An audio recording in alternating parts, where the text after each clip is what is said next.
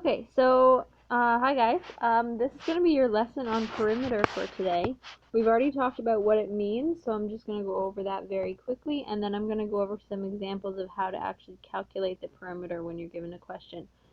So what is it? It's the distance around the outside of a flat shape. It has to be the outside of the shape, and it has to be flat. It can't be a 3D shape, so it has to be 2D only. So let's look at some examples. So when you're given something like this, where it's made up of a bunch of squares, all you have to do is count the perimeter. So pick a starting point. I'm going to pick this corner right here. And then you just count as you go all the way around the outside. So here's 1, 2, 3, 4, 5, 6, 7, 8, 9, 10, 11, 12, 13, 14, 15, 16. So my perimeter, P, is equal to 16 units. If I had told you that, say, one square was 1 millimeter, then it would be 16 millimeters.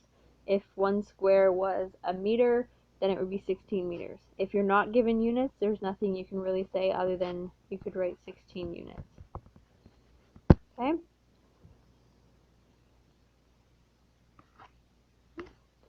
Now let's look at another example. Here you have to actually calculate the perimeter. So if you remember that it's the distance all the way around the outside of an object, well, this object in this case is a rectangle. So if this side is 30 centimeters, that means this side here is also 30 centimeters. If this side is 10 centimeters, that means this side is also 10 centimeters. So we could write 30 here and 10 here. And then to show all of our work, which is very important when you're calculating the perimeter, you would start with saying P for perimeter equals, and then you would write down all the numbers you're about to add up. So I'm going to write down 30 for the first side, plus 10 for the next side, plus 30, plus 10. And ideally this would all be on the same line of your work, not on two lines, but I don't have very much space here on the screen. Now I'm just going to simply add them up. 30 plus 30 plus 10 plus 10 will give me 80. And my units, just like over in the picture, in the diagram, is centimeters. That's what you need to show to get full marks when you're given a question like this. Let's look at the next example. So here we have a shape that's kind of irregular. It doesn't have the same distance on all the sides. It's not a square. It's not something simple. So we have 1, 2, 3, 4, 5 sides, and we have 5 numbers. So we're going to calculate P is equal to, and then I'm going to start with this one, 6 plus 3 plus 4 plus 8 plus, and the last one is 4. If I have 5 sides, I need 5 numbers, and that's what I have. So if we add these numbers up, we get 25, and our units are feet. So again, I've shown P for perimeter equals, and then I've shown all the numbers I'm adding up, I've shown my answer, and I've shown the units. That would give me full marks for a question like this. Now here's a slightly harder example.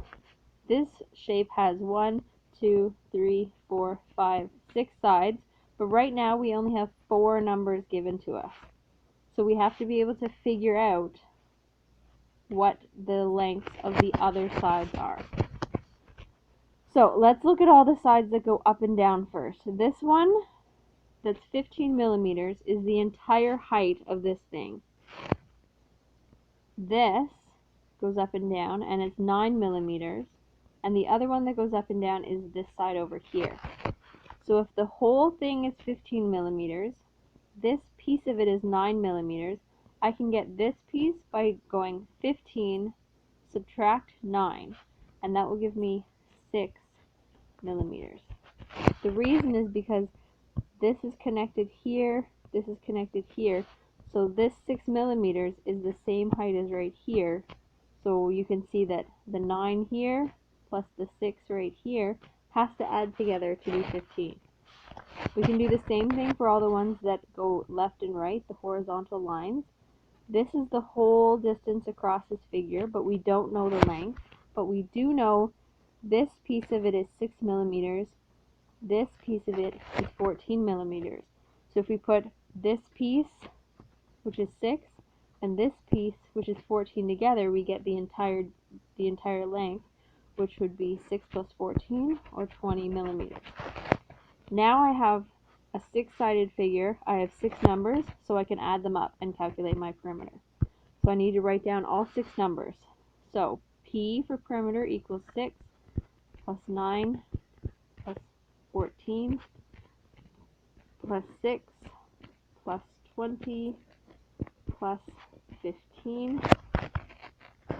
And then once I add those all up, I will get 70 millimeters.